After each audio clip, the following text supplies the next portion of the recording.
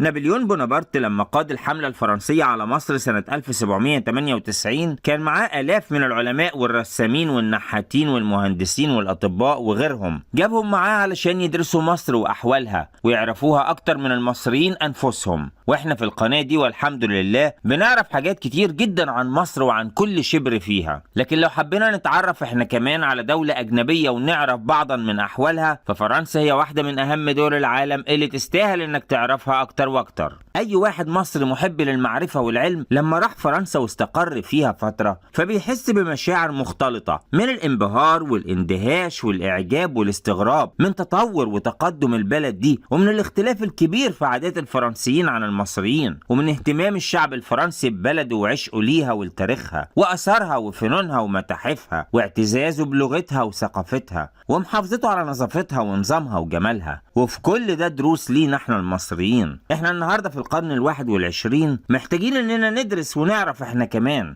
وعلشان كده هنروح في رحلة سريعة بالصور والفيديوهات والخريطة علشان نتعرف على اهم واكبر 40 مدينة فرنسية هنتعرف عليها كلها، وهتخرج من الفيديو ده وانت دارس خريطة فرنسا الى حد كبير وعندك فكرة قوية جدا عن واحدة من اروع واجمل بلاد العالم، وهتعرف ان كل المدن دي كان ممكن تكون عاصمة لدولة بسبب مقدار النظام والجمال والترفيه والخدمات المتوفرة في كل المدن الكبيرة في فرنسا تقريبا. ومش الهدف من الفيديو ده اننا نحب فرنسا، لكن الهدف هو اننا نشوف نموذج لدولة ناجحة بشعبها وبمؤسساتها القوية المستقلة الديمقراطية. يلا بينا نبدأ رحلتنا. السلام عليكم، معاكم يوسف نبيل، ودي قناة كل شبر في مصر والعالم.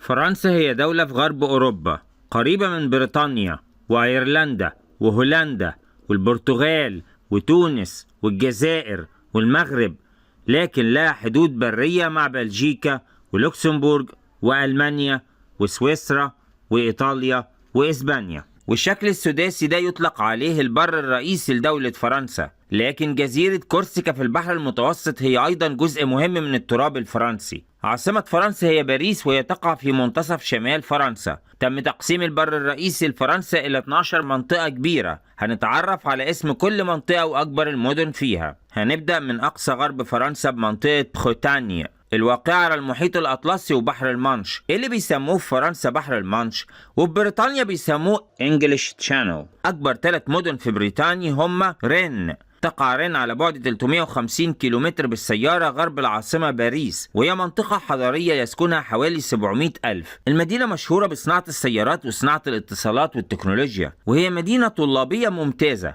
وتتمتع بمستوى معيشة مرتفع. وفي عام 2018 احتلت المرتبة الأولى من حيث جودة الحياة في فرنسا. تاني مدينة هي بخست، موجودة تقريبا في أقصى غرب فرنسا على بعد 595 كيلو من باريس، وهي الميناء العسكري الثاني في فرنسا بعد ميناء طولون على البحر المتوسط. اقتصاد بريست بيعتمد بالأكثر على الشحن والنقل البحري والصناعة، وهي مشهورة بكل ما يتعلق بالبحر والسفن والقوارب والرياضات البحرية، وفيها جامعة مهمة. آخر مدينة هنعرفها في منطقة بريطانيا هي مدينة كامبير. تعرف بأنها مدينة الفن والتاريخ، وتحتل مرتبة مرتفعة جدا في جودة الحياة، ويلتقي فيها 4 أنهار.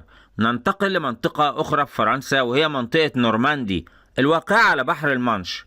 مدينة روان هي تجمع سكاني حضري كبير يسكنها 660 ألف نسمة. تقع على نهر السين وعلى بعد 130 كيلو من باريس. النازيين دمروا المدينة بشدة سنة 1944 في الحرب العالمية الثانية، لكن النهاردة المدينة بتزدهر بمتاحفها وفنونها الجميلة، وكمان ليها ميناء كبير على نهر السين، ومعظم مناطق روين تكسوها الخضرة والأشجار. تاني مدينة هي مدينة لو هافر، وتقع على ساحل المانش، وتقع أيضا على مصب نهر السين، وهي تاني أكبر ميناء فرنسي بعد ميناء مارسيليا على البحر المتوسط. ورغم الصناعات المتقدمة في المدينة، لكن في ظل الكثافة السكانية العالية فإن معدل البطالة مرتفع نسبيا في لو هافر. ثالث مدينة في نورماندي هي كان موجودة قرب ساحل المانش على أحد الأنهار الصغيرة، وهي العاصمة الثقافية والفكرية للنورماندي بسبب مكتباتها الكتير ومبانيها التاريخية الهامة، واللي اتدمر جزء كبير منها سنة 1944. ثالث منطقة في فرنسا هي أو دو فرانس، ويحدها بلجيكا والمانش ومنطقة نورماندي وإيل دو فرانس ومنطقة جراند إست. أكبر مدينة هي ليل، وهي عاصمة المنطقة. تقع على بعد 215 كيلو شمال باريس، وهي قريبة جدا من الحدود مع بلجيكا، وهو أصلا ما فيش حدود فاصلة فعليا بين معظم دول الاتحاد الأوروبي. مدينة ليل وما حولها من المدن القريبة عدد سكانهم 1.5 مليون، وبيشكلوا رابع أكبر تجمع سكاني حضري بعد باريس ومارسيليا وليون. ليل مدينة تاريخية وكبيرة وجميلة وسياحية ومزدهرة وقريبة من عدة عواصم أوروبية زي بروكسل وأمستردام ولوكسمبورغ، وترتبط ليل بما حولها من مدن فرنسية وأوروبية بشبكة قوية من الطرق السريعة وخطوط السكة الحديد. تاني مدينة هي أميان شمال باريس ب140 كيلو، وهي تجمع كبير بيحتوي على 400 ألف نسمة، فيها قنوات تشبه مدينة فينيسيا الإيطالية وبيمر بيها نهر السون، وفيها حدائق خلابة فسيحة وطبيعة جميلة ومواقع تراثية غنية تجذب السياح، وهي مسقط رأس الرئيس الحالي إيمانويل ماكرون. رابع منطقة في فرنسا هي جراند إست، موجودة في شمال شرق فرنسا على الحدود مع بلجيكا ولوكسمبورغ وألمانيا وسويسرا. أكبر مدينة هي ستراسبورغ، وتقع في شرق فرنسا على نهر الراين على الحدود مع ألمانيا، لأن نهر الراين بيشكل جزء كبير من الحدود بين فرنسا وألمانيا. ستراسبورغ تبعد 485 كيلومتر عن باريس، ويوجد فيها مقر البرلمان الأوروبي، وفيها تاني أكبر ميناء نهري على نهر الراين، وهو ثاني أكبر ميناء نهري في فرنسا بعد باريس. وستراسبورغ متأثرة بقربها الشديد من ألمانيا، ده غير أنها كانت في الماضي مدينة ألمانية قبل الحرب العالمية الأولى. تاني مدينة في جراند إست هي نانسي، وهي واحدة من أجمل مدن فرنسا. عدد سكان المنطقة الحضرية يتجاوز 500 ألف. تعتبر مدينة نانسي مركز صحي مشهور في أوروبا بسبب ابتكاراتها في مجال الروبوتات الجراحية، ويوجد بها جامعة كبيرة تضم حوالي 55 ألف طالب. ثالث مدينة في جراند إست هي رامس، موجودة بين باريس ولوكسمبورغ. عندنا كمان مدينة ميس تقع على نهر موزيل، وتلقب ميتس بالمدينة الخضراء نظرا لما تحويه من حدائق واسعة ومساحات خضراء. أيضا تشتهر المدينة بمنطقة مشاة تاريخية تجارية تعد من أكبر مناطق التسوق للمشاة في فرنسا. وميتس هي مدينة صناعية اقتصادية قوية متخصصة في صناعة التكنولوجيا والاتصالات والسيارات، وبتشتهر بمبانيها التاريخية الجميلة. مدينة مولوس هي رقم 4 في منطقة جراند إست، وتشتهر مولوس إنه فيها أكبر متحف للسيارات في فرنسا وأكبر متحف للسكة الحديد في أوروبا، وتوجد متاحف أخرى متخصصة أو فنية، وهي مدينة شبابية وعصرية وفيها حديقة حيوان.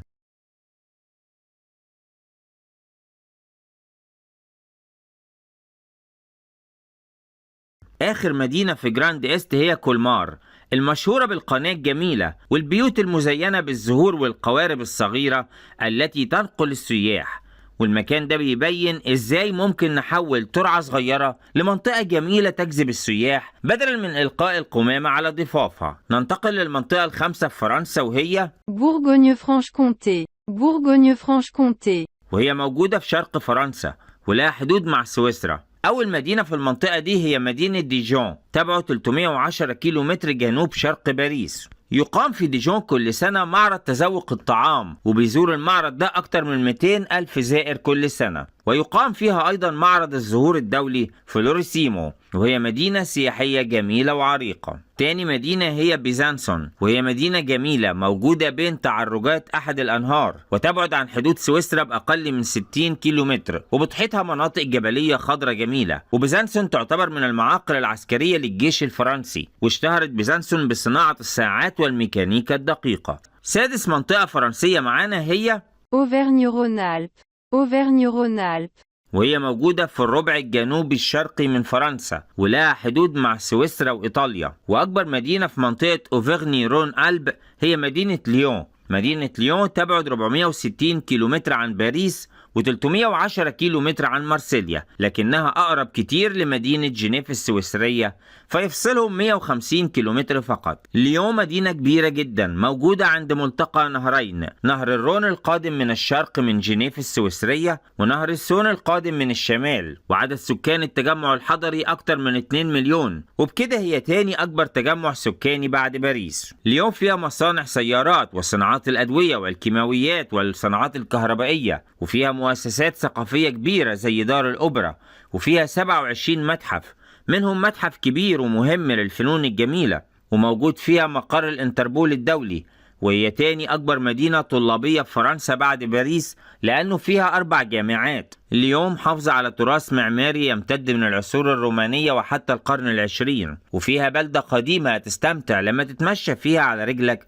وفيها أرقى وأشيك المحلات التجارية والمطاعم. مدينة مثل ليون أو ليل أكيد يستاهلوا فيديو خاص بيهم هعمله في يوم إن شاء الله. تاني مدينة في منطقة أوفرني رون ألب هي جرونوبل، مدينة كبيرة ومتميزة تقع على سفوح جبال الألب، وهي أكبر مدينة أوروبية في جبال الألب وبتعتبر نفسها عاصمة الألب. جرونوبل شهدت طفرة اقتصادية قوية بعد الحرب العالمية الثانية، وأصبحت واحدة من أهم مراكز البحث والتكنولوجيا والابتكار في أوروبا، لأن 5 سكانها شغالين بشكل مباشر في المجالات دي. تحمل جرونوبل هذا العام لقب العاصمة الخضراء الأوروبية، وطبعا من أهم ما يميز مدن الألب الفرنسية هو توافر متنزهات التزلج على الجليد. ثالث مدينة في منطقة أوفرني رون ألب Saint-Étienne.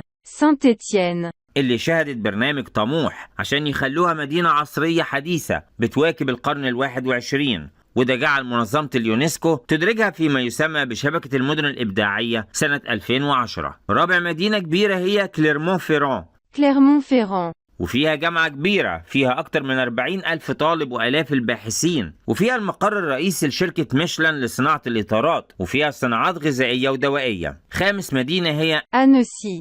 Annecy. وهي واحدة من أجمل المدن الأوروبية، فيها هواء نقي جدا وفيها طبيعة جميلة من جبال الألب، والبحيرة اللي بتقع عليها مدينة أنسي على شاطئها الشمالي وتسمى بحيرة أنسي. أيضا مدينة أنسي قريبة من بلدية شاموني الواقعة عند سفح جبل مونت بلان، وهو أعلى قمة في أوروبا بمستوى 4810 متر فوق سطح البحر، والجبل ده هو وجهة معروفة لكل الشباب الأوروبي المحب للتزحلق على الجليد. وفي سنة 2021 حصلت أنسي على لقب أفضل المدن الفرنسية في جودة الحياة، لكن سنة 2022 انتقل لقب أفضل مدينة فرنسية لمدينة أخرى هنعرفها بعد شوية. سادس مدينة هي شامبيري، Chambéry. وهي مدينة جميلة بسبب وقوعها بين الجبال الخضراء، وقريب جدا منها مدينة Aix-les-Bains. Aix-les-Bains. وهي مصيف جميل يقع على بحيرة لاك دي بورجي، وما أجمل الوجود بين المتنزهات الخضراء على شاطئ البحيرة وأمامك جبال خضراء. آخر مدينة معانا في منطقة أوفرني رون ألب هي مدينة فالنس، وتقع على الضفة الشرقية لنهر الرون في الطريق بين ليون شمالا ومارسيليا جنوبا، وتوجد حدائق جميلة على ضفاف نهر الرون العريض في هذا المكان. لو عجبك الفيديو من فضلك اعمل لايك. شكرا لكم والسلام عليكم ورحمة الله وبركاته.